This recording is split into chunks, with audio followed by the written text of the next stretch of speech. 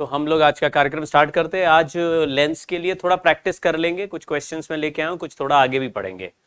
एक मुझे जो इन्फॉर्मेशन ऐसा लगा कि आप लोगों को अभी लेंस के बारे में ऐसे हमने 1 2 3 4 सिखाया था आपको। आपको याद होगा मिरर में सिखाया था मैंने, 1 का इमेज 2 पे, 2 का इमेज 1 पे, 1 का 2 और 2 का 1, यानी 1 2 का 4, 4 2 का 1, यहाँ तो 1 का 2, 2 का 1 और 3 का इमेज 4 पे और 4 का इमेज 3 पे। लेकिन यहाँ पे जब मिरर की बात करते थे तो मिरर में बस जैसे ये मिरर है, अब ये कौन सा मिरर है इससे फर्क नहीं पड़ता, ये मुझे पता है पोल हो गया और इस तरफ सर्कल है तो सेंटर यहां हो गया और सेंटर और पोल के बीच में फोकस हो गया। तो हमने बोला था 1 2 3 4 4 हिस्से इस प्रिंसिपल एक्सिस के ब्रेक कर दो। अब ये कॉन्केव भी हो सकता है, कॉन्वेक्स भी होता है, इससे फर्क नहीं पड़ता, ये ऐसे इमेज बनाएगा, इसका इमेज यहां बनाएगा, ये हमने मिरर में सीखा। लेकिन मिरर और लेंस में एक डिफरेंस है। मिरर में एक ही फोकस होता है, एक ही सेंटर ऑफ कर्वेचर होता है, यानी एक ही एफ है और एक ही 2f है। आराम आराम से समझो, बहुत आसान बात बता रहा हूं। एक एफ और एक ही 2f है, बट लेंस में एक एफ और एक 2f नहीं होता। लेंस में दो फोकस होते हैं। जो कॉन्वेक्स लेंस होता है, ऐसे हाथ जोड़े वाला लेंस ही होता है, हाथ जोड़ता है जो ऐसे वाला, नमस्कार, ऐसे वाला। तो वो जो कॉन्वेक्स लेंस होता है उसका पहला फोकस वो साइड में होता है जहां से रे आ रहे होते हैं और सेकंड फोकस वो साइड में होता है जहां पे रे जा रहे होते हैं। तो अगर मैं कॉन्वेक्स लेंस बनाऊं, ये कन्वर्जिंग लेंस है, कन्वर्जिंग नाम रख रहा हूं इसका, कन्वर्जिंग। आपको पता है ये सब मिथ्या है, ये सब धोखा है कि ये शेप ही कन्वर्जिंग होगा। हम उल्टा शेप को भी कन्वर्जिंग बना सकते हैं अगर बाहर का मीडियम डेंसर और लेंस का मीडियम रेयर कर दें, लेकिन कन्वेंशनली ऐसे शेप का लेंस कन्वर्जिंग होता है। अब इसमें F1 यहां है और यहां पे 2F है, तो ये हमारा एक F1 वाला डायग्राम हो गया। ऐसे ही F2 वाला भी डायग्राम होता है। मैं आपको ये दोनों डायग्राम बताता हूं, फिर 1 2 3 4 और 1 2 3 4 करके आपको ये बताऊंगा कि इमेज किस ऑब्जेक्ट का कहां पर बनेगा। एक मिनट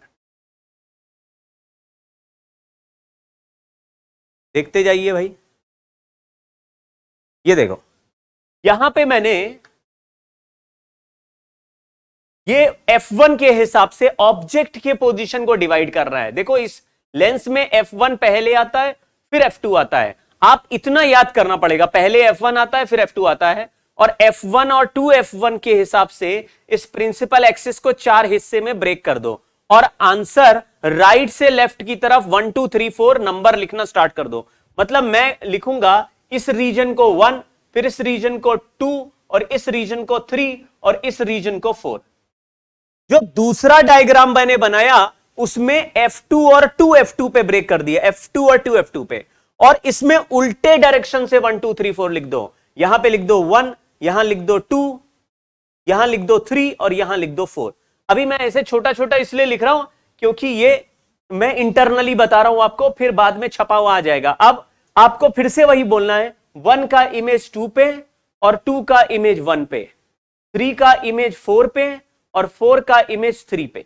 आपको एक डायग्राम में ऑब्जेक्ट लिखना है, ये ऑब्जेक्ट डायग्राम है। ऑब्जेक्ट डायग्राम में divide principal axis at F1 2F1 and O। ये 3 पॉइंट पकड़ लो, F1 2F1 and O, F1 2F1 at O। और इमेज डायग्राम जो है इसमें इमेज का पता चलेगा। इमेज डायग्राम में divide principal axis at F2 2F2 and O। अब नंबर लिख दीजिए और उल्टा सॉल्व कर दीजिए।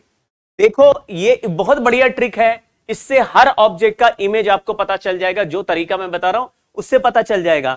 आपको बार बार हर एक चीज को याद करने की, लिस्ट याद करने की जरूरत नहीं है। वैसे ज्यादातर बच्चों को ऑलरेडी पता होता है, लेकिन मैं फिर भी बोल दूं। देखो यहां मैंने 1 लिखा, यानी ऑब्जेक्ट अगर 1 में होगा, ऑब्जेक्ट डायग्राम में अगर 1 पे ऑब्जेक्ट होगा तो इमेज डायग्राम में 2 पे इमेज बनेगा। 1 का इमेज 2 पे और 2 का इमेज 1 पे, यहां 1 आएगा। देखो उल्टा चल रहा है, इधर से 1 2 3 4 और उधर से 1 2 3 4, इधर से 1 2 3 4, उधर से एक बार राइट से 1 2 3 4, ऑब्जेक्ट इधर से चलाना है और इमेज दूसरे साइड से लाना, 1 2 3 4। तो 2 का इमेज 1 पे देखो, 3 का इमेज 4 पे और 4 का इमेज 3 पे।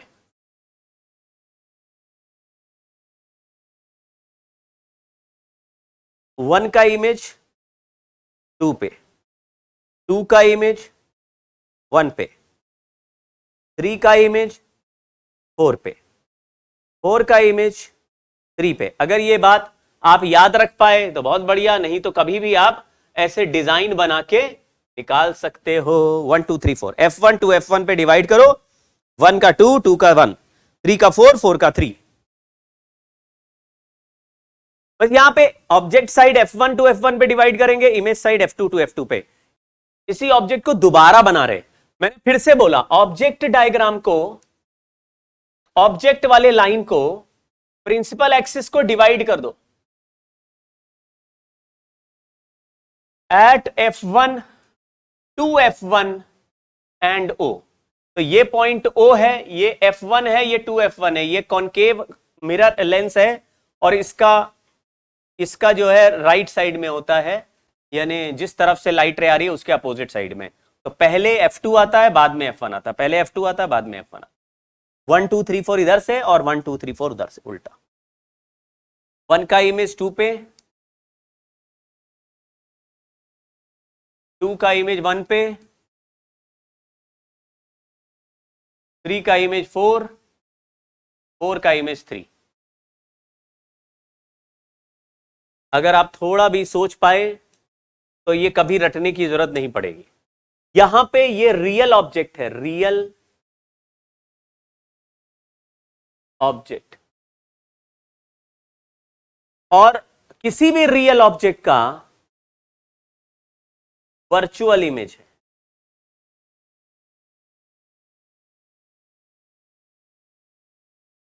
किसी भी रियल ऑब्जेक्ट का वर्चुअल इमेज है। क्या ये लेंस कभी आपने देखा है? कोई बताएगा मुझे, क्या ये लेंस कभी आपने देखा? ये लेंस का क्या वो है, पर्पस है, या कि ये कहां पे रियल लाइफ में कहां यूज होता है, कोई बताएगा? ये वाला कॉनकेव,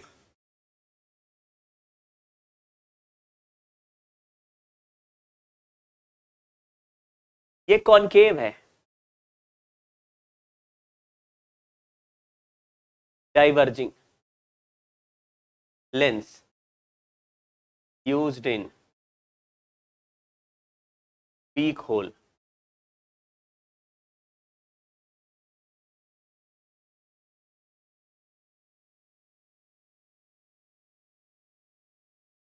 एस्ट्रोलॉजर ये वाला यूज करते हैं, ये कन्वर्जिंग लेंस है।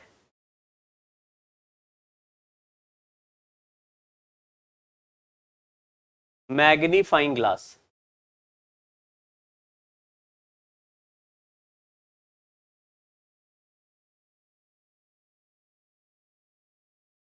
Movie projector. देखो एक बार और ट्राई करता हूं। ये जो लेंस है ये मूवी प्रोजेक्टर या मैग्नीफाइंग ग्लास है। यहां पे F है, यहां पे 2F है। अगर ऑब्जेक्ट यहां रखोगे F और 2F के बीच में, तो इमेज बनेगा दूसरे साइड 2F और इंफिनिटी के बीच में। इमेज बनेगा 2F और इंफिनिटी के बीच में, यहां बनेगा। यहां पे स्क्रीन लगा दें तो हमको एनलार्ज्ड इमेज बनता है। ये रियल इमेज है, एनलार्ज्ड, रियल इमेज एनलार्ज्ड है। ये है मूवी थिएटर।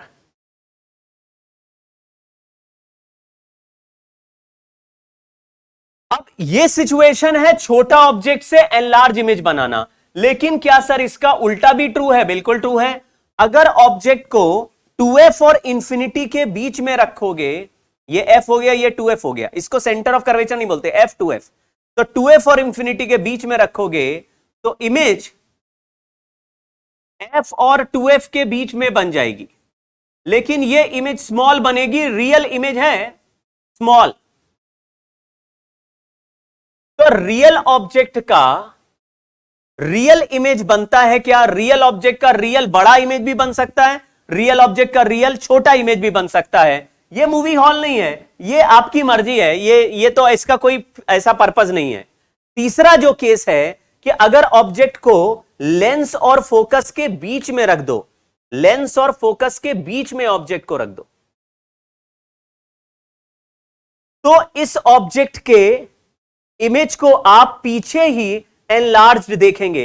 ये रियल ऑब्जेक्ट है लेकिन वर्चुअल इमेज हो गया, वर्चुअल इमेज हो गया, रियल ऑब्जेक्ट और वर्चुअल इमेज। ये वर्चुअल इमेज एनलार्ज्ड बनेगा हमेशा और ये इमेज दिखेगा मैग्नीफाइंग ग्लास में। यानी मैग्नीफाइंग ग्लास में यही वाला, मैग्नीफाइंग ग्लास में यही वाला लेंस है, लेकिन ऑब्जेक्ट को फोकस और लेंस के बीच में रख देते हैं। यानी ऑब्जेक्ट को इतना नजदीक लाते हैं कि वो फोकस के अंदर आ जाता है। फोकस के अंदर आते ही पीछे एक बड़ा इमेज दिखने लगता है, हम कहते हैं मैग्नीफाइंग ग्लास। तो ये वाला वर्चुअल इमेज भी बनाता है। तो हमने कहा ये जो कन्वर्जिंग लेंस है, कन्वर्जिंग, इसको चाहो तो लिखो, चाहो मत लिखो, मैं भी उसको सेव नहीं करूंगा। ये रियल ऑब्जेक्ट का रियल इमेज बनाता है लेकिन एनलार्ज भी बना सकता है, रियल ऑब्जेक्ट का रियल इमेज बनाता है लेकिन डिमिनिश्ड भी बना सकता है, और रियल ऑब्जेक्ट का वर्चुअल इमेज भी बनाता है लेकिन केवल enlarge, only enlarged. Magnifying image ही बनाएगा। तो रियल ऑब्जेक्ट के रियल इमेज बन रहे हैं तो ये वाला कॉन्वेक्स लेंस है या कन्वर्जिंग लेंस है, कन्वर्जिंग लेंस। और रियल ऑब्जेक्ट का वर्चुअल इमेज बन रहा है लेकिन ओनली एनलार्ज इमेज बन रहा है, ये कन्वर्जिंग लेंस है। एक बार दूसरा लेंस आपको दिखाता हूं। दूसरे लेंस में ये वाला लेंस जो है डाइवर्जिंग लेंस है। अब इसमें क्या करना है, इसमें कहीं पर भी रियल ऑब्जेक्ट रख दो, कहीं पर भी रियल ऑब्जेक्ट रख दो। यहां पे ऐसे लाइट रे चलेगा ऐसे, और यहां से एक लाइट रे निकाला, हमेशा सेम साइड में वर्चुअल इमेज ही बनेगा। तो रियल ऑब्जेक्ट है, वर्चुअल इमेज है। तो any real object only virtual image, और वो भी डिमिनिश्ड। तो आपको ये कोई कहे कि मेरे को एक ऑब्जेक्ट देने पर केवल वर्चुअल इमेज बन रही है और वो भी डिमिनिश्ड वाली बन रही है, तो समझ जाना कि यही वाला लेंस है। जबकि दूसरा लेंस, सेव नहीं किया, जबकि दूसरा वाला लेंस है वो रियल ऑब्जेक्ट का रियल इमेज भी बनाता है, रियल ऑब्जेक्ट का मैग्नीफाइंड रियल इमेज भी बनाता है, रियल ऑब्जेक्ट का इन्वर्टेड छोटा इमेज भी बनाता है, लेकिन रियल ऑब्जेक्ट का वर्चुअल इमेज भी बनाता है। तो मोस्ट ऑफ द टाइम, या केवल जो वर्चुअल इमेज होते हैं वही डायरेक्ट दिखते हैं। Virtual image are seen directly मतलब झांकोगे लेंस में तो ये ऑब्जेक्ट नहीं दिखेगा, उसकी जगह ये इमेज दिखेगा। मतलब बड़ा आदमी के सामने ये लेंस रखोगे तो आदमी छोटा आदमी बन जाएगा, छोटा सा दिखेगा। तो आप कहेंगे डायरेक्टली दिख रहा है, इसके लिए कुछ जरूरत नहीं, सीधा झांको लेंस में डायरेक्टली इमेज। लेकिन रियल इमेज बनाने के लिए आपको स्क्रीन की जरूरत है। Real image is formed only on screen. तो कभी भी सवाल में स्क्रीन का जिक्र कर दे तो समझ जाना रियल इमेज है, और रियल ऑब्जेक्ट का रियल इमेज केवल कॉन्वेक्स लेंस यानी कि कन्वर्जिंग लेंस ही बनाते हैं। तो आप ये थोड़ी बहुत बातें सीख लीजिए। इसीलिए तो मैं बोलता हूं एक बार एनसीईआरटी पढ़ लोगे यार, चीज सीख आ जाएगी। ये 10th में भी आया था, ये 12th में भी आया था। मुझे लग रहा था कि काफी लोगों को इसके बारे में आइडिया है, लेकिन काफी लोग कंफ्यूज हैं, अभी तक याद ही नहीं कर पाए।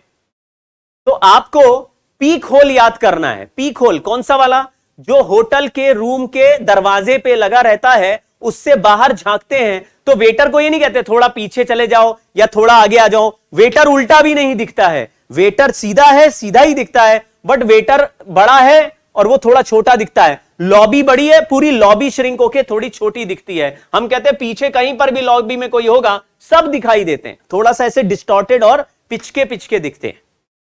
वो ऐसे करके पास कोई आएगा तो उसका चेहरा भी अजीब सा टेढ़ा दिखेगा और थोड़ा पिचका हुआ दिखेगा। आपको ये आइडिया, कार्टून जैसा चेहरा दिखता है। तो हम कहते हैं कि ये वाला जो लेंस है, यही वाला लेंस यूज कर रहे हैं। For any real object image is formed virtual and small.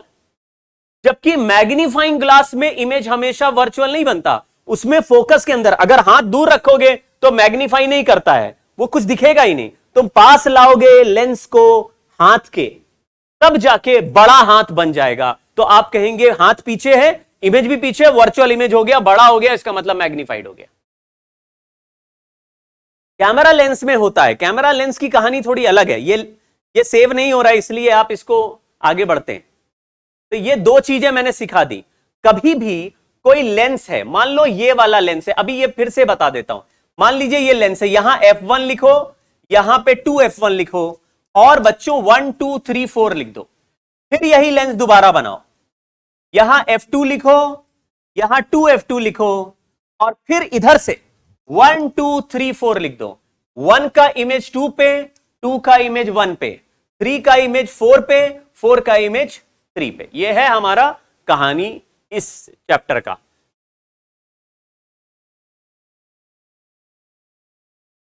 ये तो सर बड़ा याद करना पड़ रहा है, बिल्कुल सही बात है, बहुत याद करना पड़ रहा है।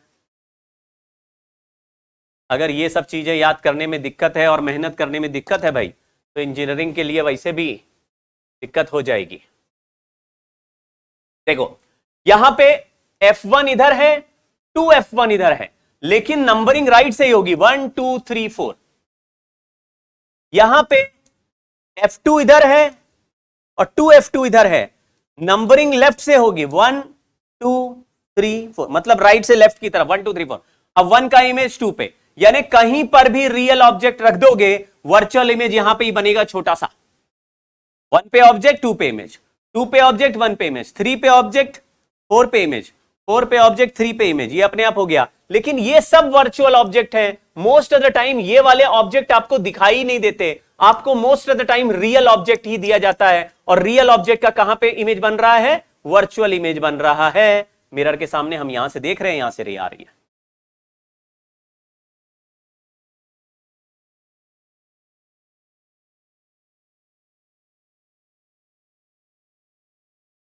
ठीक है, कल का अगर आपने डीपीपी देखा हो, अगर नहीं आपने कल का डीपीपी किया, तो एक बार कल शाम को मैंने जो डीपीपी आपके ग्रुप में भेजा उसको देखो और उस डीपीपी का सॉल्यूशन देखो। फिर देखो मैंने कितने प्यार से हर क्वेश्चन सॉल्व किया है। आज भी लेंस के सवाल भेजूंगा। अगर आपको दिक्कत आ रही है तो एक बार सॉल्यूशन देखना कैसे मैं कर रहा हूं। इतने प्यार से क्वेश्चन सारे सॉल्व होते हैं कि आपको लगेगा ये चैप्टर बड़ा हलवा है। लेकिन अगर आप ये सोचें कि हम बिना किसी कैलकुलेशन के और शॉर्टकट से ही हर सवाल सॉल्व कर दे, वो नहीं होगा भाई। शॉर्टकट किसी सवाल में लगेगा, किसी में नहीं लगेगा, किसी में न्यूटन फॉर्मूला लगेगा, किसी में दिक्कत हो जाएगी। तो आपको जनरल फॉर्मूले से ही सॉल्व करना है। चलिए एक कहानी समझते हैं, बोलते हैं इसको डिस्प्लेसमेंट मेथड। डिस्प्लेसमेंट मेथड में for two different positions of a lens, एक लेंस है भाई, अ लेंस, ऑब्जेक्ट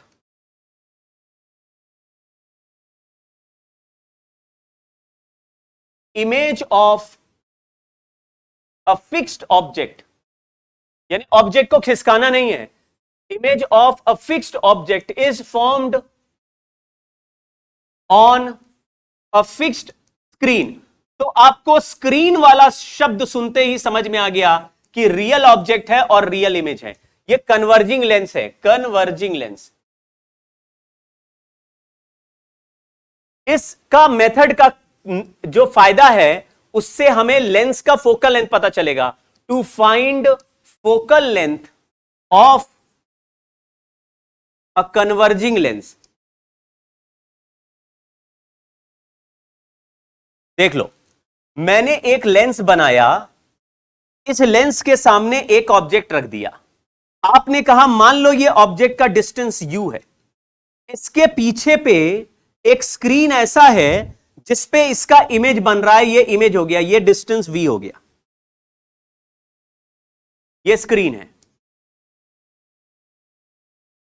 तो ऑब्जेक्ट का इसी स्क्रीन पे इमेज बन रहा है। देखो ये सामने ऑब्जेक्ट है और यहां स्क्रीन पे रियल ऑब्जेक्ट है, दूसरे साइड रियल इमेज बन रहा है स्क्रीन पे।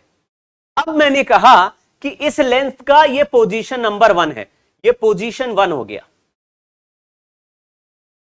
फिर इस लेंस को शिफ्ट करने लगे, शिफ्टेड, यहां से खिसका खिसका के हम जब किसी दूसरी जगह लेके गए तो जैसे ही लेंस खिसकाया ये स्क्रीन पर इमेज धुंधला हो जाएगा। जैसे ही लेंस तुमने एक पर्टिकुलर जगह पे रखा था तो एक शार्प इमेज बन रहा था, लेंस को खिसकाते ही ये इमेज यहां पे ब्लर हो जाएगा, धुंधला हो जाएगा, कुछ दिखाई समझ में नहीं आएगा, आपको लगेगा ही नहीं कि ये इमेज यहां बन रहा है। फिर खिसकाते जाओगे, धुंधला होता जाएगा, थोड़ी देर में उसका धुंधलापन कम होता जाएगा, खत्म, और एक दूसरा पोजीशन पहुंचते ही फिर से शार्प इमेज हो जाएगा। फिर शार्प इमेज से जरा सा आगे ले गए तो फिर धुंधला हो जाएगा। मतलब इसको थोड़ा सा शिफ्ट करके ऐसी जगह रोक देना है जहां पे फिर से शार्प इमेज हो जाए। तो शार्प इमेज हो जाने पर तुमने दूसरा पोजीशन निकाल दिया और इसको बोला पोजीशन 2 ऑफ लेंस। दोनों पोजीशंस के बीच में जो तुमने डिस्प्लेसमेंट लिया उसी को डिस्प्लेसमेंट मेथड में डिस्प्लेसमेंट स्मॉल डी कहते हैं, और ऑब्जेक्ट और स्क्रीन के बीच का जो डिस्टेंस है वो अलग से मेजर कर दिया, उसको कैपिटल डी कहते हैं। तो मैंने क्या बोला, अगर एक ऑब्जेक्ट का इस स्क्रीन पर इमेज बन रहा है, हमें कैसे पता चला बन रहा है, देखो ये ऑब्जेक्ट रखा, स्क्रीन फिक्स कर दिया, लेंस को इस ऑब्जेक्ट के नजदीक रख के उससे तो धीरे धीरे दूर खींचेंगे और स्क्रीन पे नजर रखेंगे। एक ऐसा पोजीशन आएगा जब स्क्रीन पे शार्प इमेज बनेगा, वहां पे पोजीशन नंबर 1 मार्क लगा देंगे। फिर लेंस को आगे एक्सटेंड करते जाएंगे, खिसकाते जाएंगे, फिर से इमेज धुंधला होके वापस शार्प हो जाएगा। जैसे ही शार्प हो जाएगा वो पोजीशन 2 हो जाएगा। तो ये पोजीशन 1 और पोजीशन 2 मार्क कर देंगे, जितना डिस्प्लेसमेंट हो गया उसको स्मॉल डी, और जितना कैपिटल डी है उन दोनों के बीच का डिस्टेंस है। तो हमने कहा सर ऐसा होना ही क्यों चाहिए कि ऑब्जेक्ट का इस स्क्रीन पे 2 बार इमेज बनता है। हमने बोला रिवर्सिबिलिटी से बनता है। अगर ये ऑब्जेक्ट u है डिस्टेंस पे और इमेज v पे बन रहा है, तो अगर ऑब्जेक्ट को v डिस्टेंस पे रखे तो इमेज u पे ही बनेगा। क्या ये बात आपको याद आई? कामरान भाई अभी सिखाएंगे। देखो जो इंसानी आंखें हैं, टेलीस्कोप और माइक्रोस्कोप, ये भी मैं आपको पढ़ाऊंगा, इसको घबराने की बात नहीं है। अभी 2 से 3 क्लास 2 क्लास रे ऑप्टिक्स और चलेगा और अगले हफ्ते पूरा वेव ऑप्टिक्स चलेगा। ज्यादा जल्दी मचाने की जरूरत नहीं है, 1-2 दिन ज्यादा लग जाए लेकिन समझ में सारा आ जाए। चलिए, तो हमने कहा कि ऑब्जेक्ट में, अगर मैंने बोला ऑब्जेक्ट 30 सेंटीमीटर पे है, इमेज 60 सेंटीमीटर पे है, अगर ऑब्जेक्ट को 60 सेंटीमीटर पे रख दे तो इमेज कहां बनेगा? तो तुम बोलो रिवर्सिबिलिटी से 30 का इमेज 60 पे बन रहा था तो 60 वाले का इमेज 30 पे बनेगा, रिवर्सिबल कर दिया। तो मैंने यही बोला कि जो ये डिस्टेंस v है वो अगर इधर आ जाए, यहां पे v बन जाए, तो यहां पे u बनना पड़ेगा, यानी कि दोनों का u प्लस v, पहले भी ऑब्जेक्ट और स्क्रीन का डिस्टेंस है, बाद में भी u प्लस v होगा। तो रिवर्सिबिलिटी से अगर ऑब्जेक्ट डिस्टेंस इधर चला जाए तो इमेज डिस्टेंस इधर आएगा। इसका मतलब 2 पोजीशन के करस्पॉन्डिंग एक ऑब्जेक्ट का सेम स्क्रीन पे इमेज जरूर बनना चाहिए। तो हमारा एक तो रिलेशन हुआ कि u plus v is equal to capital D, और दूसरा v minus u equal to small d। अगर इनको सॉल्व करें तो v का वैल्यू आया capital D plus small d by 2, और u का वैल्यू आया capital D minus small d by 2। अगर इससे फोकल लेंथ सॉल्व कर दे तो हमारा आंसर फोकल लेंथ का होता है uv upon u minus v, यानी कैपिटल D। तो इसमें इसको माइनस कर देते हैं और इसको भी माइनस कर देते हैं, क्योंकि ऑब्जेक्ट रियल है, इमेज वर्चुअल है। तो हमारा फोकल लेंथ का आंसर आ जाएगा uv upon u plus v। रखते हैं capital D plus d by 2 into capital D minus d by 2 upon capital D plus d by 2 plus capital D minus small d by 2। ये d और d मिलके d हो जाएगा, ये d square minus d square by 4d, ऐसे आ जाएगा focal length का। ये फोकल लेंथ का आंसर नेगेटिव नहीं आ सकता। इसका मतलब है ये जो कैपिटल D है ये 4f से बड़ा होना चाहिए। आप इसको चेक करो, अगर मैं स्मॉल d का वैल्यू मिनिमम 0 लिख दूं, क्योंकि ये d स्क्वायर कभी भी, ये कैपिटल D स्क्वायर ऐसे लिखा ना, d square minus d square is equal to 4 capital D into f. तो अगर स्मॉल d का वैल्यू कुछ भी होगा तो हम ये लिख सकते हैं कि d square should be less than 4df। तो ये कैंसिल करा तो d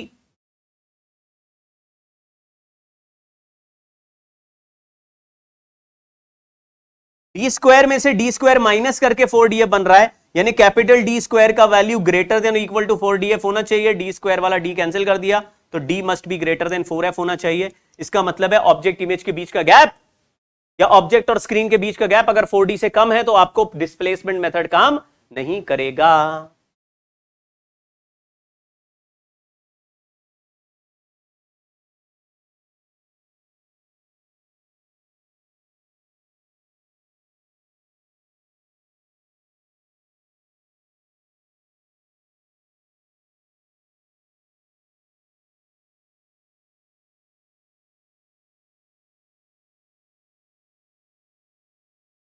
डायरेक्ट सवाल इसका आ सकता है, डायरेक्ट सवाल ही आता है, बहुत सिंपल है।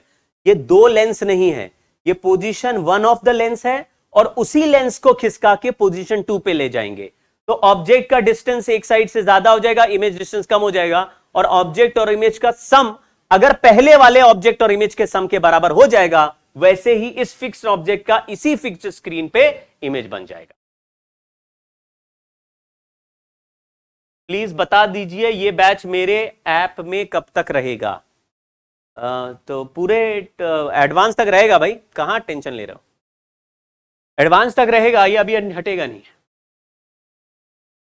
मनीष कुमार बकवास बातें नहीं।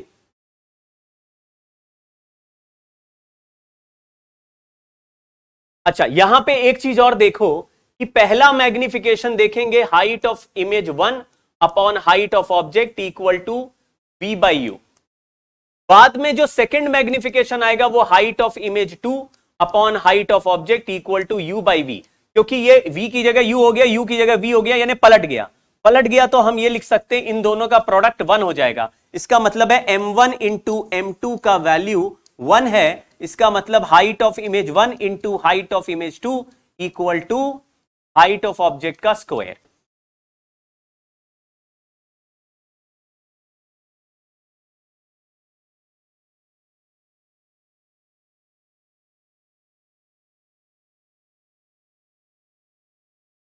चलिए height of image 1 into height of image 2 equal to, ठीक है। अगर एक मैग्निफिकेशन को हम m बोले, ये m ग्रेटर देन 1 वाला मैग्निफिकेशन है, अगर m ग्रेटर देन 1 है तो m is equal to d plus D upon D minus d. तो हम इसको ऐसे लिख सकते हैं dm minus dm is equal to d plus D. इसको इधर ले जाते हैं, इसको इधर ले जाते हैं तो dm minus 1 upon m plus 1 equal to small d।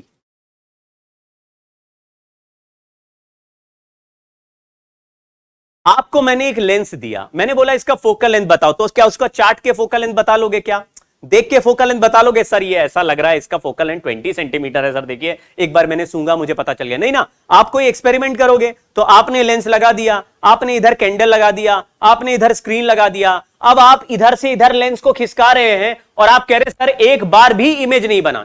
आप कह रहे थे कि 2 बार इमेज बनेगा, एक बार लेंस को ऑब्जेक्ट से इमेज तक खिसकाओगे तो 1 और 2 पोजीशन पे कैंडल का कैंडल वाला इमेज शार्प इमेज बनना चाहिए। तो जैसे खिसका रहे हैं तो कोई इमेज ही नहीं बन रहा, तो सर ये तो बकवास हो गया, आपने तो गलत बताया। मैंने उस समय कहूंगा कि जो आपने ऑब्जेक्ट और इमेज के बीच का डिस्टेंस लिया है भाई कहीं तो फिक्स किया होगा ना, उसके बीच में ही तो लेंस चला रहे होगे, तो ये डिस्टेंस कितना फिक्स किया? तुमने बोला 1 मीटर फिक्स किया, लेकिन अगर ये डिस्टेंस 4f से बड़ा नहीं हुआ तो फिर आपको एक भी इमेज नहीं मिलेगा। तो कोई कहता है डिस्प्लेसमेंट मेथड में एक भी इमेज नहीं मिल रहा, इसका क्या रीजन है? तो आप बोलोगे जो ऑब्जेक्ट और इमेज के बीच का जो सेपरेशन लिया था, यानी कैंडल लगाया और स्क्रीन लगाया, इनके बीच का जो गैप है वो अगर 4f से कम है। लेकिन सर फोकल लेंथ तो हमें पता ही नहीं है अभी, तो तभी तो पता चलता है कि इसमें जरूर फोकल लेंथ ऐसी है कि तुम्हारा ये डिस्टेंस 4f से छोटा हो रहा है। तो जैसे मान लो फोकल लेंथ आपके लेंस की 30 सेंटीमीटर है, तो 30 का 4 टाइम्स हो गया 120 सेंटीमीटर, यानी 1 मीटर 20 सेंटीमीटर, और ऑब्जेक्ट इमेज के बीच का गैप तुमने 1 मीटर रखा है, तो एक भी इमेज क्लियर नहीं मिलेगा, एक बार भी इमेज क्लियर नहीं मिलेगा। तो तुम कहोगे लेंस को यहां से वहां चलाते रहे, कुछ हुआ ही नहीं, कुछ हुआ ही नहीं, तो कहानी आई नहीं रही सर, आपका तो एक्सपेरिमेंट फेल हो गया। तो मैं कहूंगा इसको बढ़ा दो, किसको?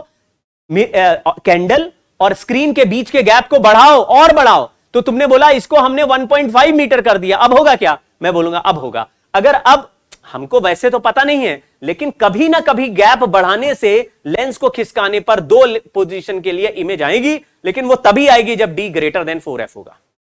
Screen is placed 90 centimetre from the object, यानी कि जो हम फोकल लेंथ निकालेंगे वो 90/4 से छोटा ही आना चाहिए, 90/4 से कम आना चाहिए, तभी फोकल लेंथ निकल पाएगा। अगर उससे भी बड़े फोकल लेंथ का है तो इस एक्सपेरिमेंट में नहीं होगा। लिखा हुआ है a screen is placed 90 centimetre from the object, the image of an object on the screen is formed by a convex lens at 2 different positions separated by 20। तो कैपिटल डी का वैल्यू 90 सेंटीमीटर है और small d का value 20 centimetre है। Focal length का formula capital D square minus small d square upon 4d है। चलो solve करते हैं। कैपिटल डी यानी कि 90 का स्क्वायर 81 हो गया, माइनस इसका 20 का स्क्वायर 4 हो गया, डिवाइडेड बाय 4d, डी की जगह 90 लिख दिया 9 और यहां पे लिख दिया 10।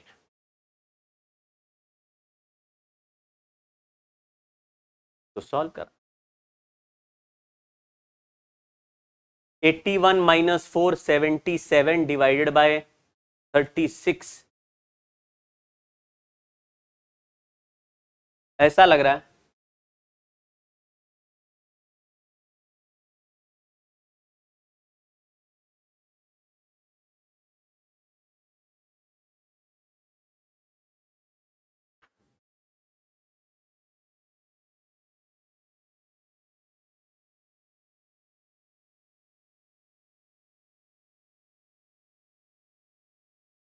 तो यहां पे ये स्मॉल डी का मतलब है जितना लेंस को शिफ्ट किया, स्मॉल डी मतलब shift of lens, shift of lens या displacement of lens, displacement of lens.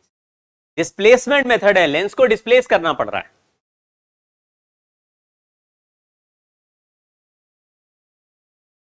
चलिए एक सवाल और करते हैं, फिर एक आध सवाल आगे आ जाएगा इसका। Velocity of image 1/v minus 1/u is equal to 1/f था, dv/v square is equal to du/u square, dv/dt is equal to v square by u square into du/dt। ये ट्रांसवर्स मैग्निफिकेशन है, ट्रांसवर्स मैग्निफिकेशन का square into du/dt। ये velocity of image with respect to lens, ये velocity of object with respect to lens हमारा answer हो गया।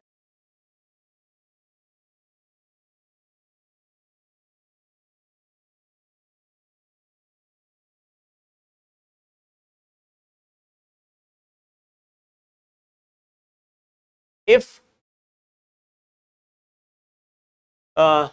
size of image is 3 times of size of object in displacement method,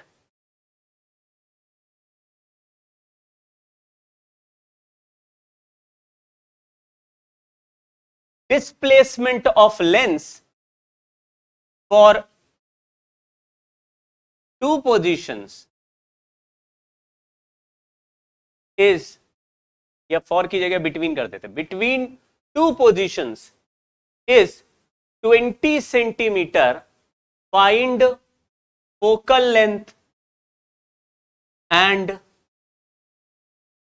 separation between object and screen. चलो ये सवाल अभी अभी बना दिया मैंने, बोला फोकल लेंथ 3 दिया, सॉरी मैग्निफिकेशन 3 दिया हुआ है।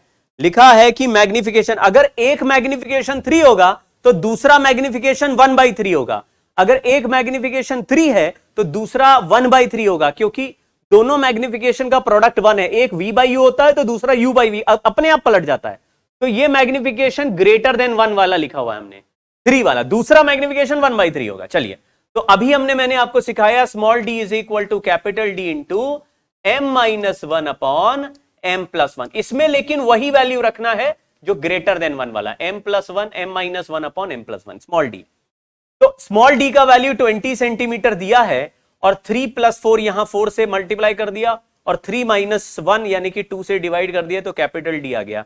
इसको सॉल्व किया तो ये 40 सेंटीमीटर आ गया। तो कैपिटल D आ गया, स्मॉल d आ गया। अब फोकल लेंथ का वैल्यू निकालते हैं। फोकल लेंथ का फॉर्मूला होता है कैपिटल D स्क्वायर यानी 1600 divided minus small d square यानी कि 400 divided by 4 into capital D 40 है। तो 1600 माइनस 400 यानी कि 1200 डिवाइडेड बाय 16, ये कैंसिल कर दिया, ये 3 से 30 कर दिया, ये 4 कर दिया, तो आया 7.5 सेंटीमीटर।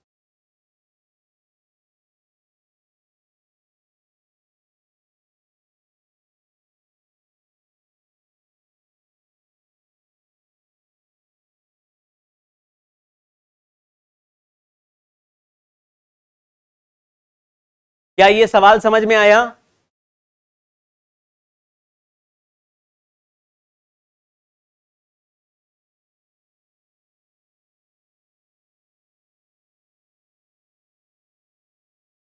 चलिए, ये जो मिरर में करते थे बिल्कुल वैसे ही किया है, बस मिरर में यहां प्लस होता तो यहां माइनस आ जाता था, यहां पे इधर माइनस है तो इधर प्लस हुआ है। V square by u square into D you by D T.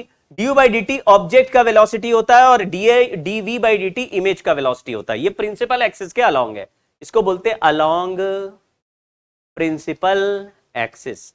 एक दो सवाल करेंगे ज्यादा।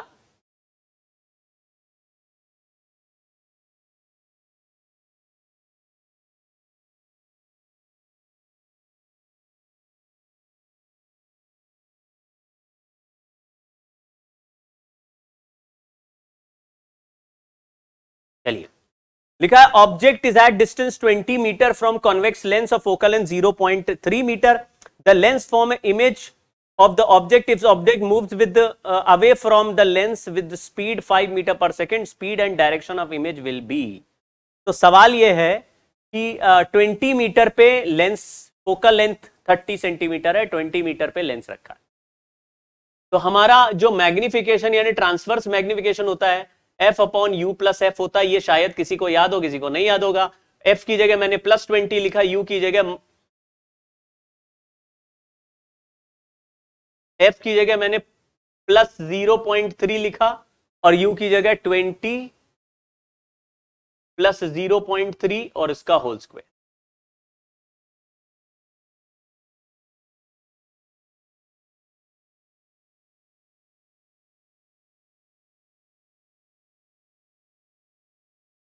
बहुत ही छोटा इमेज। फिर हमने वेलोसिटी ऑफ इमेज के लिए लिखा माइनस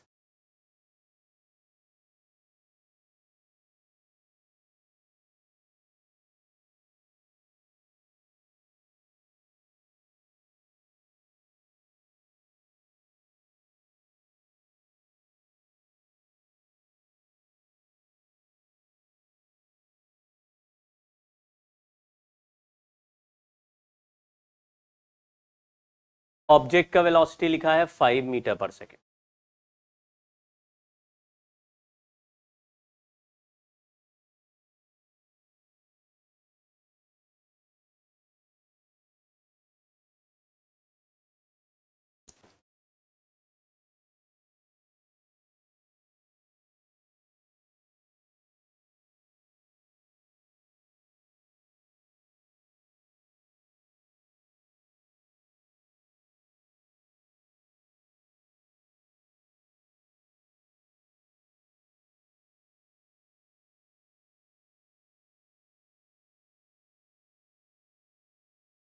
चलो इसको 0.09 इंटू 5, ये अप्रोक्सीमेटली 20 ही लिखूं, मान लो 20 लिखूं, तो 20 का स्क्वायर यानी कि 20 इंटू 20।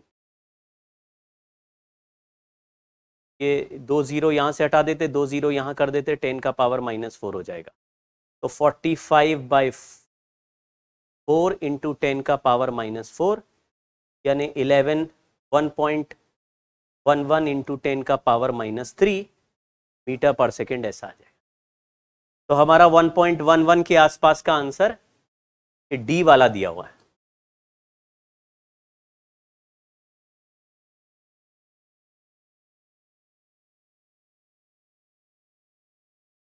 भाई तुम लोग जरा भी कुछ सॉल्व नहीं कर रहे हो। देखो 1/v - 1/u is equal to 1/f। इसको डिफरेंशिएशन कर देंगे। सर डिफरेंशिएशन क्या होता है? जैसे x का पावर n को अगर मैं डिफरेंशिएशन कर दूं तो वो होता है n इंटू एक्स का पावर n माइनस वन। तो वेलोसिटी का पावर माइनस वन है, ये 1/v है ना, पावर माइनस वन, इसका डिफरेंशिएशन करा तो minus one into power minus one, यानी कि minus one into power minus two हो गया। तो हमने इसको पावर माइनस टू को ऐसे v स्क्वायर लिख दिया। तो इसका डिफरेंस 1/v का डिफरेंशिएशन 1/v स्क्वायर और v का डिफरेंशिएशन dv। ऐसे ही 1/u का डिफरेंशिएशन 1/u स्क्वायर du। दोनों साइड dt से डिवाइड कर दिया तो dv/dt is v square by u square du/dt। तो ये डिफरेंशिएशन से आया। अब v/u होता है ट्रांसवर्स मैग्निफिकेशन, तो v/u हो गया ट्रांसवर्स मैग्निफिकेशन, तो उसका स्क्वायर लगा हुआ है भाई, तो उसका स्क्वायर कर दिया। अब अगले सवाल में देख, हमने पहले ट्रांसवर्स मैग्निफिकेशन निकाला, फॉर्मूला था f upon you plus F. Sir ये फॉर्मूला कैसे आया? अभी कभी आप बोलते हो कि मैग्निफिकेशन का फॉर्मूला v/u होता है, और कभी आप बोलते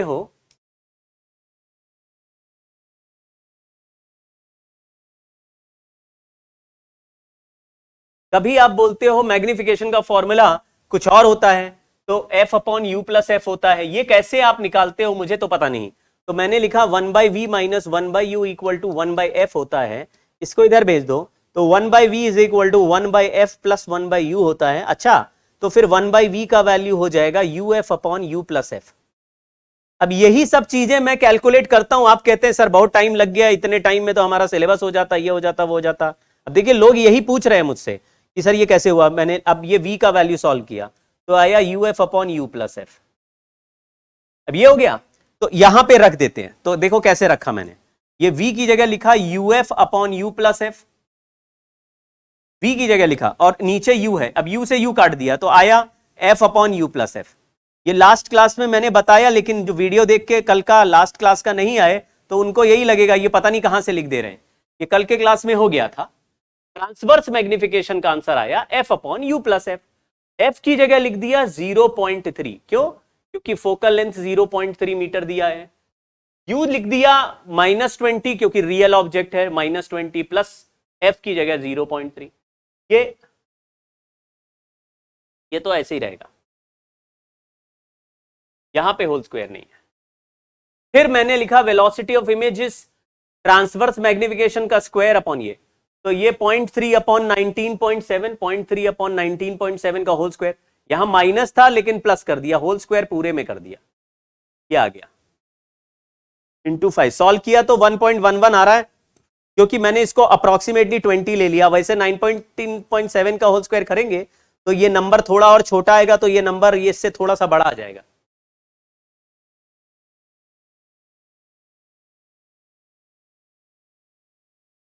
थोड़ा मिरर में अलग है, मिरर में ट्रांसवर्स मैग्निफिकेशन का formula f upon minus F upon you minus F, mirror. और लेंस में ट्रांसवर्स मैग्निफिकेशन का formula f upon you plus F, ये लेंस का।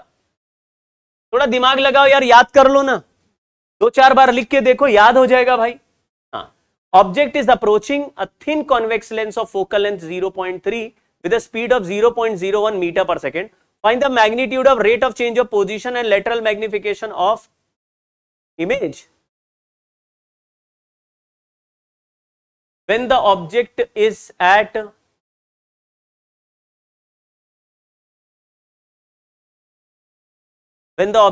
0.4 meter from the lens।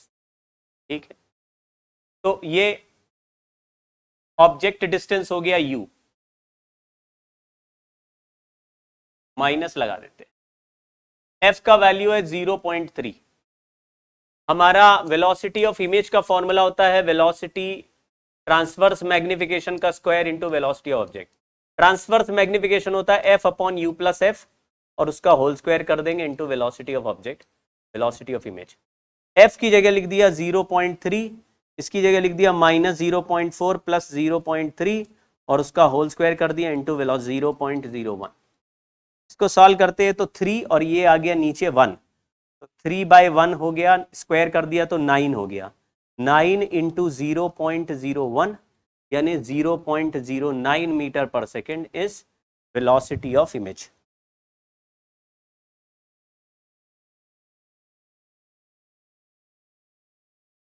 अब लेटरल यानी कि लॉन्गिट्यूडनल मैग्निफिकेशन है। लॉन्गिट्यूडनल मैग्निफिकेशन का फॉर्मूला पहले ही होता है v square by u square, पहले ही होता है v square by u square. इसको डिफरेंशिएट कर देंगे, dmt बाई dt लिखा हुआ है rate of change of position and lateral magnification of image. ये लेटरल मैग्निफिकेशन यानी कि लॉन्गिट्यूडनल मैग्निफिकेशन है, लॉन्गिट्यूडनल वाला एल ml। तो v square by u square, इसको डिफरेंशिएट कर रहे हैं तो इसका वी स्क्वायर का डिफरेंशिएशन हो गया 2v, या इसको f upon u plus F का होल स्क्वायर कर दिया। अब इसको डिफरेंशिएट करेंगे तो एफ स्क्वायर का तो डिफरेंशिएशन होगा नहीं, और इसका हो जाएगा 1 अपॉन यू प्लस एफ का power 3 into D you by D T. अब इसमें वैल्यूज रख रहा हूं बच्चों,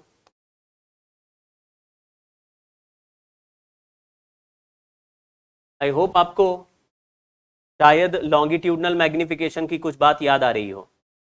लॉन्गिट्यूडनल मैग्निफिकेशन का फॉर्मूला ही होता था ट्रांसवर्स वाले मैग्निफिकेशन का स्क्वायर। तो लॉन्गिट्यूडनल मैग्निफिकेशन में ये जो डिफरेंशिएशन है इसमें f तो कांस्टेंट है, तो f स्क्वायर बाहर कांस्टेंट कर दिया, और u प्लस एफ का होल स्क्वायर का power, sorry u plus F का पावर -2 का डिफरेंशिएशन किया, तो -2 इंटू इसका power -3 du by dt।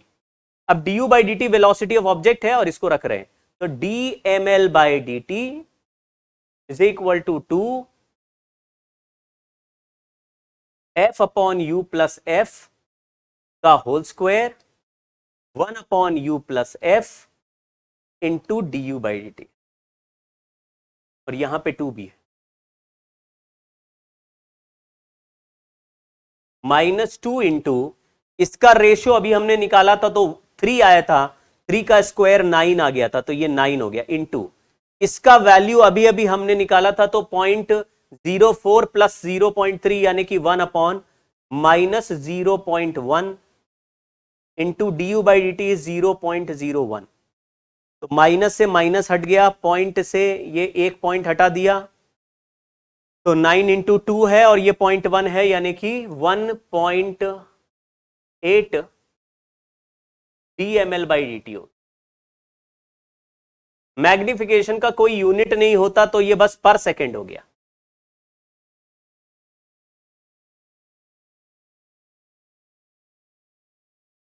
Power of lens,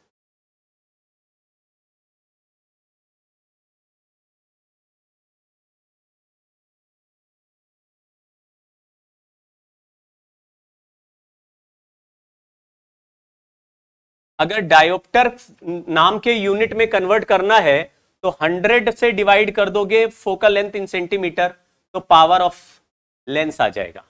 लेकिन ये इन एयर है, lens in air. If lens is in a surrounding medium us, then power of lens is us by f।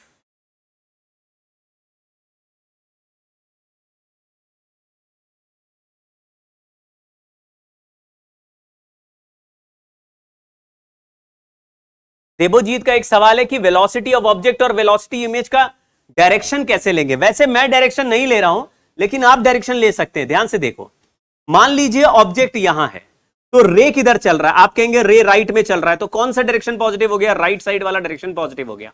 यानी यहां से आगे वाले डिस्टेंस सब पॉजिटिव डिस्टेंस हो जाते हैं और यहां से पीछे वाले डिस्टेंस नेगेटिव हो जाते हैं। लेकिन अगर ऑब्जेक्ट राइट में चल रहा है तो राइट साइड वाले ऑब्जेक्ट का वेलोसिटी पॉजिटिव हो जाएगा। अगर ऑब्जेक्ट राइट में चल रहा है तो object is moving towards the lens, ये रियल ऑब्जेक्ट है, पिछले एग्जांपल के हिसाब से बोल रहा हूं, real object is moving towards the lens, तो velocity of object is positive. अगर इट इज मूविंग अवे तो उसका नेगेटिव आंसर हो जाएगा, अगर आप साइन के साथ सॉल्व करना चाहते हैं तो।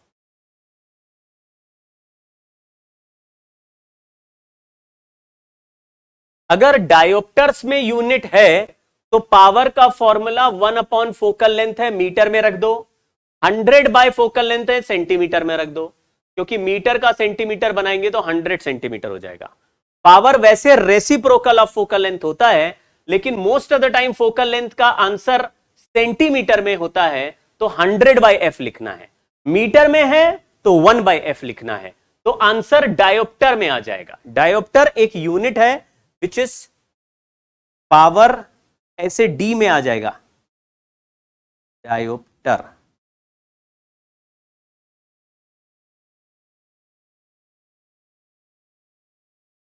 Power is conventionally ability of a lens to converge or diverge. कोई लेंस किसी भी लाइट रे को जितना ज्यादा कन्वर्ज और डाइवर्ज करना चाहता है, उसी एबिलिटी को हम पावर ऑफ लेंस कहते हैं।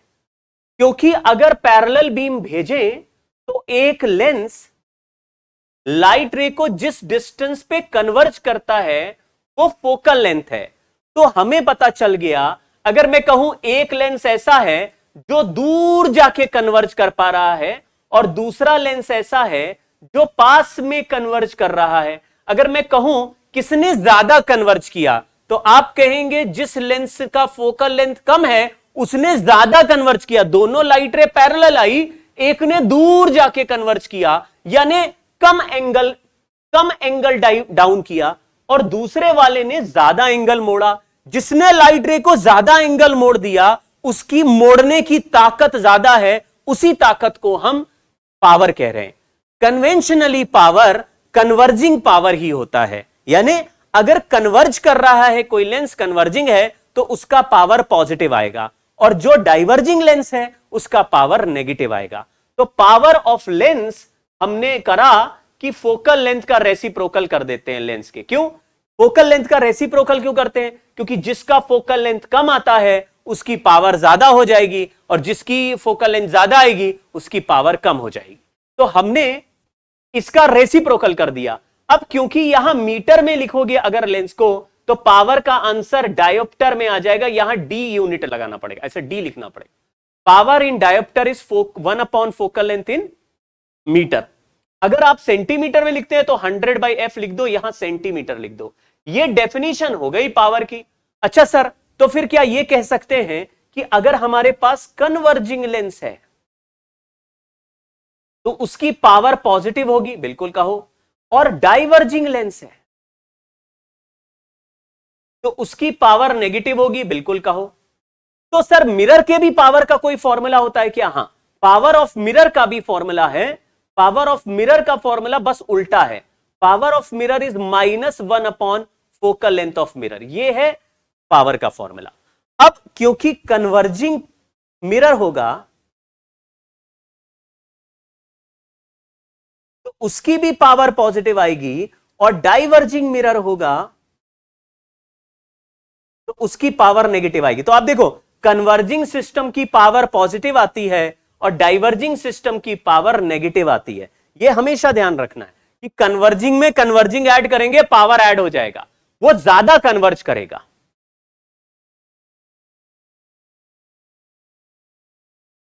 रोहन राज, अब तो समझ में आ गया होगा यार। तो हम लोग पावर किसको बोल रहे हैं? कोई भी लेंस या कोई भी ऑप्टिकल सिस्टम लाइट रे को जितना ज्यादा मोड़ेगा, जितना ज्यादा डिविएट करेगा ओरिजिनल पाथ से, वो उतना ज्यादा पावरफुल सिस्टम हो गया। तो पैरेलल बीम हमने भेजा और बेंड होके वो तुरंत कन्वर्ज हो गया इस किसी पॉइंट पर, तो हम कहेंगे यार जितने छोटे डिस्टेंस पे कन्वर्ज हो रहा है मतलब पावर उतनी ज्यादा है। तो उल्टा बोल दिया भाई। Rohan Raj, what is your doubt? Rohan Raj, अपना डाउट पूछिए।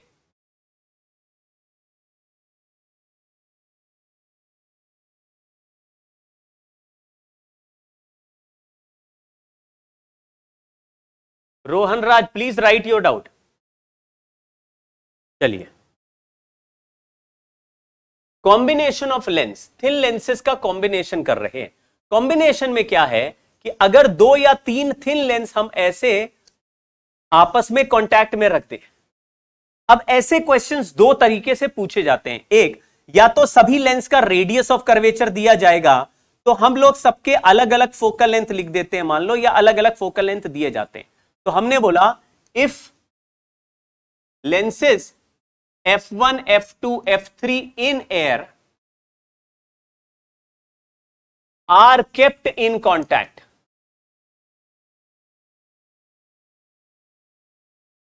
तो total power, effective total power is equal to सभी लेंस के पावर का सम, सभी के पावर को ऐड कर दो। तो यानी कि total effective focal length is f1 plus f2 plus f3, 1 upon f1 plus 1 upon f2 plus 1 f1 f3। इससे इफेक्टिव फोकल लेंथ आ गया। इससे क्या फायदा हुआ?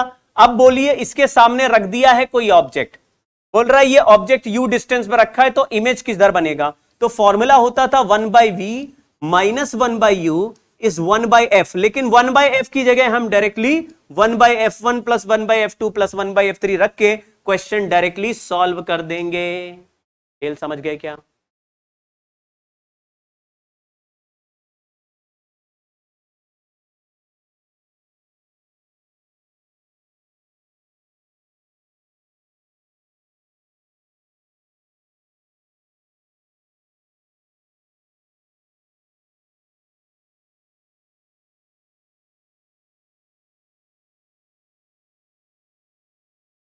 अगर बहुत सारे लेंस कांटेक्ट में रख दिए और बोला ऑब्जेक्ट का इमेज कहां बनेगा, तो अलग अलग सॉल्व नहीं करो, बस ये इसको 1/f की जगह 1/f1 प्लस 1/f2 प्लस 1/3 रख के पूरे का इफेक्टिव फोकल लेंथ 1/f आ गया। तो 1/v minus 1/u equal to ये पूरा, जितने भी लेंस है उनको कांटेक्ट में लगा दो, कहानी खत्म।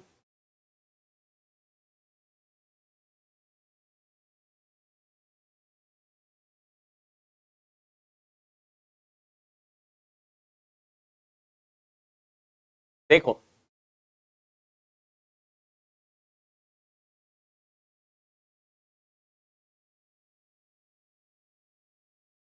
ये दो लेंस हैं जिनके अलग अलग रेडियस ऑफ कर्वेचर और रिफ्रैक्टिव इंडेक्स में आपको दे रहा हूं। R1 रेडियस दिया है 30 सेंटीमीटर, R2 रेडियस है 60 सेंटीमीटर, R3 रेडियस भी है 60 सेंटीमीटर। क्वेश्चन ये है कि अगर एक ऑब्जेक्ट यहां पे 40 सेंटीमीटर पे रखा हो तो उसका इमेज कहां बनेगा? ठीक है, तीन सरफेस है, आप चाहें तो इसको जनरल रिफ्रैक्शन से सॉल्व कर सकते हैं, आप चाहें तो इनके अलग अलग फोकल लेंथ निकाल सकते हैं। तो आपको मैं दोनों मेथड बताता हूं। पहला मेथड है अपना general refraction, which is a faster method, general refraction. याद कैसे आएगा? मुझे जनरल रिफ्रैक्शन से यूज करना है कि हमको 1/v plus 1/v minus 1/u equal to 1/f करना है। ध्यान से समझना, यहां पे दो लेंस रखे हैं लेकिन उनके रेडियस ऑफ कर्वेचर दिए हैं, लेंस के फोकल लेंथ नहीं दिए। क्या दिए? Radius of curvature. तो जनरल रिफ्रैक्शन के फॉर्मूले में n2 minus n1 bye r होता है। तो हम लोग जनरल रिफ्रैक्शन से सॉल्व करेंगे तो डायरेक्ट फॉर्मूले में वैल्यू रखते जाएंगे, लेकिन अगर फोकल लेंथ कैलकुलेट करेंगे तो दो स्टेप हो जाएंगे। पहले R1 R2 करके पहले का फोकल लेंथ निकालेंगे, R2 और R3 से दूसरे का फोकल लेंथ निकालेंगे, फिर 1/f1 प्लस 1/f2 करेंगे, फिर टोटल इफेक्टिव फोकल लेंथ आएगा 1/v minus 1/u equal to 1/f में रखेंगे। मतलब 3-4 स्टेप में काम करना पड़ेगा। तो ऐसे सवाल जिसमें रेडियस ऑफ कर्वेचर गिवन है, R1 R2 R3 इस तरह से गिवन है, तो आप जनरल रिफ्रैक्शन से कीजिए। अब जनरल रिफ्रैक्शन क्या होता है? यहां मीडियम 1 है, यहां मीडियम 1 है और थिन लेंसेस कांटेक्ट में है, तो हम बोलते हैं final medium upon v minus first medium upon u is equal to जितने भी सरफेस है सबकी पावर ऐड कर दो, यानी सीक्वेंशियली माइनस करते जाओ और साइन कन्वेंशन के साथ वैल्यू रखते जाओ। तो ध्यान से देखो, पहले गया 1 से 3/2, यानी 3/2 माइनस 1 अपॉन सामने रेडियस राइट में। देखो ये कॉन्वेक्स बना तो इसका सेंटर राइट में है, रे भी राइट में जा रही है, तो राइट वाले डिस्टेंस पॉजिटिव हो गए, दूसरे वाले का रेडियस नेगेटिव हो गया, तो R1 पॉजिटिव है, R2 नेगेटिव है, और फिर ऐसे है तो फिर R3 फिर से पॉजिटिव है। तो मैं R1 को पॉजिटिव लिख रहा हूं, प्लस R1 की जगह लिखा 30, दूसरा लिखा 4/3 माइनस 3/2 अपॉन R2 की जगह लिख दिया माइनस 60, तीसरा लिखा 1 माइनस 4/3 अपॉन R3 की जगह लिखा +60। तो दूसरा और तीसरा हमने दूसरे में रेडियस नेगेटिव लिख दिया, तीसरे में फिर से प्लस लिख दिया। अब आया 1/v प्लस 1/40, ये है 1/60। देखो ये 4/3 माइनस 3/2 करा तो -1/6 है, माइनस से माइनस कैंसिल हो जाएगा तो प्लस 1/360, और ये कैंसिल किया तो 1/3 है माइनस में, तो -1/180। इसको थोड़ा सॉल्व करते हैं, 360 का एलसीएम ले लेते हैं, तो यहां पे हो जाएगा 6, ये हो जाएगा 1 और ये हो जाएगा -3, नहीं -2 सॉरी, और इधर से 1/40 और वापस उधर भेज देते, 1/v आ गया।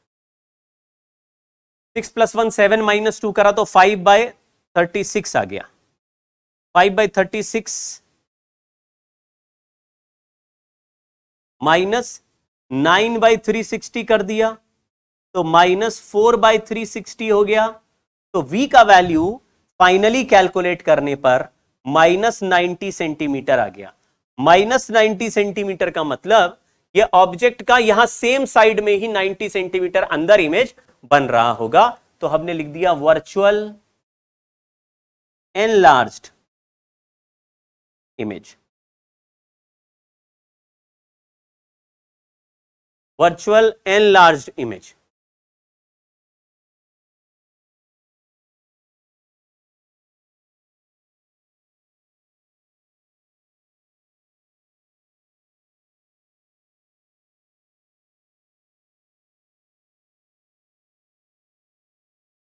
रोहन राज का बहुत देर के बाद अब आया कि प्रीवियस वाले में जो फॉर्मूला यूज किए वो समझ ही नहीं आया। मुझे नहीं पता कौन से फॉर्मूले की बात कर रहे हो भाई, ट्रांसवर्स मैग्निफिकेशन का ये है, लॉन्गिट्यूडनल का ये होता है। तो बोल रहा है रेट्स ऑफ चेंज, यानी rate of change of position भी बतानी है, यानी वेलोसिटी ऑफ इमेज बतानी है। Rate of change of position is velocity, तो वेलोसिटी ऑफ इमेज बतानी है, और rate of change of lateral magnification बताना है, यानी लेटरल मैग्निफिकेशन निकाल के उसको डिफरेंशिएट कर देते हैं। तो डिफरेंशिएशन करेंगे तो f तो कांस्टेंट है, डेरिवेटिव ये कोई फेमस टर्म नहीं है, इसमें लिखा है डिफरेंशिएट कर दो, तो डिफरेंशिएट कर दिया, यहां पे du/dt आ गया। अब डिफरेंशिएशन मुझसे मत पूछो भाई।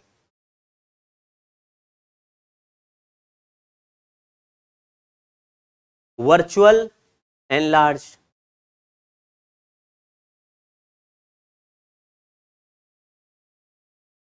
मैंने क्या लिखा कि ऑब्जेक्ट अगर कहीं सामने रखा है 40 सेंटीमीटर पे, पूछा है इमेज कहां बनेगा, तो ऑब्जेक्ट तो सामने रियल हो गया, तो मैंने -40 लिख दिया, क्योंकि यार रे चल रहा है राइट में, यानी लेंस से लेफ्ट के डिस्टेंस नेगेटिव है, राइट साइड वाले डिस्टेंस पॉजिटिव है।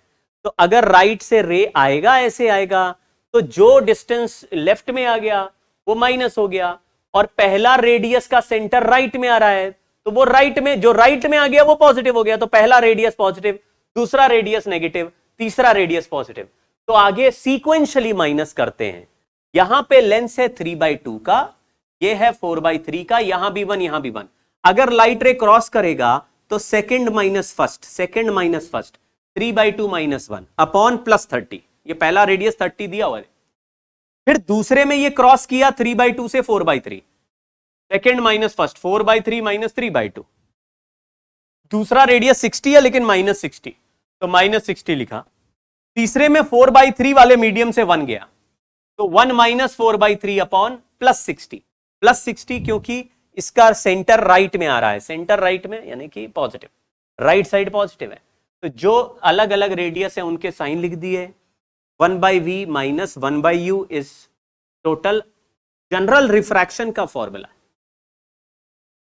अब इसको एक और तरीके से बताता हूं। देखो सेम सवाल है लेकिन थोड़ा अलग देखो। ये दो लेंस थे, ये 3/2 का लेंस था, ये 4/3 का था, यहां R1 है, ये R2 है, ये R3। मैंने इन दोनों लेंस को अलग अलग कर लिया। ये एक लेंस हो गया 3/2 का, इसका रेडियस 30 है और यहां पे रेडियस 60 है, ठीक। तो अब दोनों को ऐड करके टोटल फोकल लेंथ निकालना है। फॉर्मूला होता था 1/f is equal to mu -1 bracket 1/r1 plus 1 by minus होता था, लेकिन आपको पता पहला रेडियस पॉजिटिव दूसरा नेगेटिव है, तो माइनस में माइनस लगाएंगे तो प्लस आ जाएगा, बाई कॉन्वेक्स में ऐसे ही आता है। तो 1/2 इंटू ये 3/60 हो जाएगा, तो 3/60, 3/60 हो गया 20, ये हो गया 1/40। तो 1/f1 का वैल्यू तो हो गया 1/40। अब दूसरा लेंस लगा देते हैं, ये 4/3 वाला लेंस है, 4/3 है, यहां भी 60 है, यहां भी 60 है। सर ये वाला लेंस तो हमने सुना ये बाई कॉन्वेक्स होता है या बाई कॉन्केव होता है, तो 1/f2 इज -2μ-1/r। ये शायद कुछ बच्चों को याद होगा, कुछ बच्चों को नहीं याद होगा। ये r/2μ-1 हमने करके याद करा था, लेकिन ये रेसिप्रोकल कर दिया। तो 2μ-1 की जगह 4/3-1/r, r की जगह लिख दिया 60। बस अब केवल वैल्यू लिखना 60। तो ये कैंसिल हो गया 30, ये 4/3-1 है तो 1/3 हो जाएगा, 1/3 नीचे चला गया तो -1/, ये 1/40 है, ये 1/90 है। अब हमने लिखा 1/v - 1/u is equal to 1/f1 plus 1/f2। 1/v - 1/u, u की जगह -40 लिखा, 1/40 - 1/90, 1/40 कैंसिल हो गया, तो v का वैल्यू -90 सेंटीमीटर आ गया। क्या यही सवाल अभी अभी जो हमने सॉल्व किया वही था? आप फिर से देख लो, ये जो हमने सॉल्व किया इसमें जनरल रिफ्रैक्शन से हमने लिख दिया, फोकल लेंथ नहीं निकाला, जनरल रिफ्रैक्शन लगाया, n2 - n1/r1, n3 - n2/r2, n4 - n3/r3, सबको अलग अलग ऐड कर दिया, one final medium by v minus first medium by u। शायद आपको कुछ समझ में आ रहा है, ये मैंने लास्ट क्लास में सिखाया था कि अगर आपको बहुत सारे लेंस के बाद इधर उधर मीडियम अलग भी हो, तो final medium upon v minus first medium upon u equal to जितने सरफेस क्रॉस कर रहे हो उनका n2 - n1/r, n2 - n1/r, n2 - n1/r आ जाएगा। -90 आया तो इमेज लेफ्ट साइड में बनेगी, तो रियल नहीं होनी चाहिए। हाँ, रियल नहीं होनी चाहिए। भाई देखो, आप लेंस और मिरर में कंफ्यूजन दूर करो। ये जो लेंस होते हैं इनका लेफ्ट साइड रियल होता है ऑब्जेक्ट के लिए, रियल ऑब्जेक्ट, और इधर होता है वर्चुअल ऑब्जेक्ट। लेकिन इधर होता है वर्चुअल इमेज और इधर होता है रियल इमेज। इमेज दूसरी साइड रियल होते, क्यों? क्योंकि लाइट रे ऐसे क्रॉस कर रही, सेम डायरेक्शन में नहीं जा रही, मतलब ऐसे पलट नहीं रही, क्रॉस हो गई। तो क्रॉस हो गई तो फाइनल इमेज जिधर बनेगा, लाइट रे राइट में गया और राइट में इमेज बनाया, तो वो रियल इमेज हो गया। जैसे स्क्रीन पे इमेज बनते हैं वो रियल इमेज होते हैं, और लेंस के पीछे जो एनलार्ज करके दिखाते हैं या डिमिनिश करके दिखाते हैं वो वर्चुअल इमेज होते हैं। Almost same amount of calculation है, लेकिन यहां कैलकुलेशन सेम इसलिए लग रही है बच्चों क्योंकि यहां 40 से 40 कट गया और आंसर बड़ा आसानी से सॉल्व हो गया। नहीं तो ये कैलकुलेशन हमेशा बड़ी है, क्योंकि 2 बार आप फोकल लेंथ कैलकुलेट कर रहे हो और फिर इसमें पुट कर रहे हो। ये कैलकुलेशन हमेशा बड़ी है और ये कैलकुलेशन हमेशा छोटी है, क्योंकि फॉर्मूला एक बार ही यूज किया है और एक एलसीएम से ही सारा आंसर आ जाएगा। थोड़ा दिमाग लगाओगे तो आपको पता चल जाएगा कि फर्स्ट वाले केस में calculation is going to be easier. लेकिन कोई फेवरेट मेथड नहीं है, वो आपकी चॉइस के ऊपर है। सवाल करते हैं, बहुत सिंपल है। लिखा हुआ a biconvex lens is formed by two thin plano convex lenses as shown in the figure. Refractive index of first lens is 1.5 और second lens is 1.2। Both the curved surfaces are of same radius 14 centimeter. If the biconvex lens for the object for an object 40 centimeter distance है, image कहां पे होगा? तो 1/v minus 1 by -40 equal to 1/f1 plus 1/f2। अब ये आपको याद होगा, प्लेनो कॉन्वेक्स के लिए हमने लिखा था म्यू माइनस 1/r और यहां म्यू माइनस 1/r। क्योंकि ये प्लेनो कॉन्वेक्स है इसलिए दोनों फोकल लेंथ पॉजिटिव ही आएंगे, तो मैंने प्लस ही लिखा हुआ है। तो यह 1.5 माइनस 1/14 प्लस 1.2 माइनस 1/14। ये बहुत ही लल्लू लोग होंगे जिनको ये तरीका, मैंने जो डायरेक्ट फॉर्मूला बना चुका हूं कि प्लेनो कॉन्वेक्स हो, प्लेनो कॉन्वेक्स तो फोकल लेंथ का formula r by mu minus 1। अगर इक्वी कॉन्वेक्स हो, इक्वी r और r बराबर रेडियस, इक्वी कॉन्वेक्स तो r बाय 2 म्यू माइनस 1। ये डायरेक्ट रिजल्ट आपको बच्चों लेंस के लिए याद रखने हैं, ये दोनों रिजल्ट याद रखिए, भूलना नहीं है ये रिजल्ट। चलिए 1 बाई वी प्लस 1 बाई 40, उसको उधर भेज देते हैं। यहां पे 0.5 बाई 14 है, यानी कि 1 बाई 28 कर देते हैं, 1 बाई 28 और ये 0.3 बाई 28 हो गया, यानी कि 3 नहीं 0.2 बाई, तो 2 बाई 140 है, 1 बाई 70 कर देते हैं।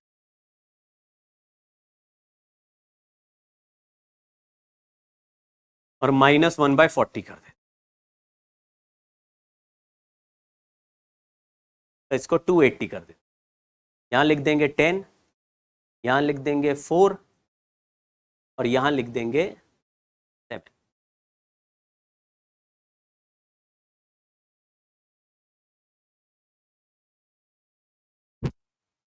वन बाई बी 14 माइनस 7 हो गया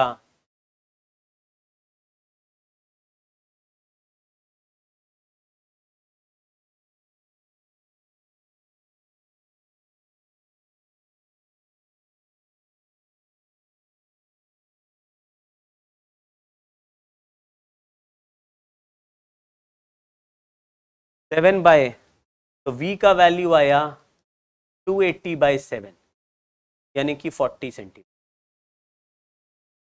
प्लस 40 आया, तो हमारा आंसर ये।